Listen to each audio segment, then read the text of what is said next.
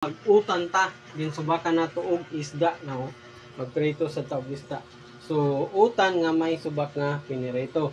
Naka-ready na kalbasa, talong, batong, okra, pagbati guys, kamuti ug kamunggay. Naka-ready po ng lamas, ang tanglad ug ang sibuyas dahonan. Ana lang sa guys. Gawan na ta sa atong mga utanon.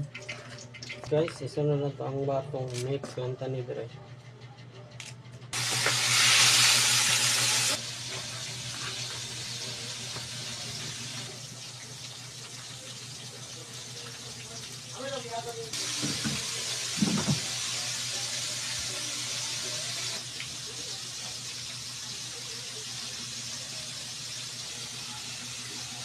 Wala pa naman.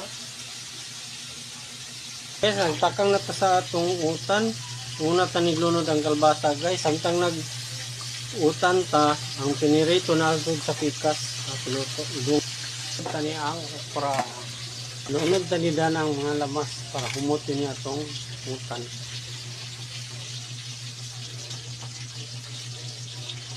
Batong ug ang talong. Kay nibukal na.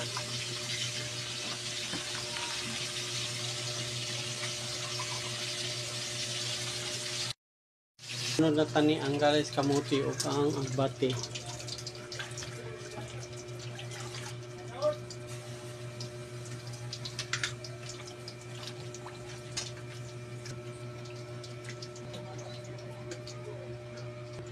Okay guys, kamunggay na tilunod guys kay para magluto na yan.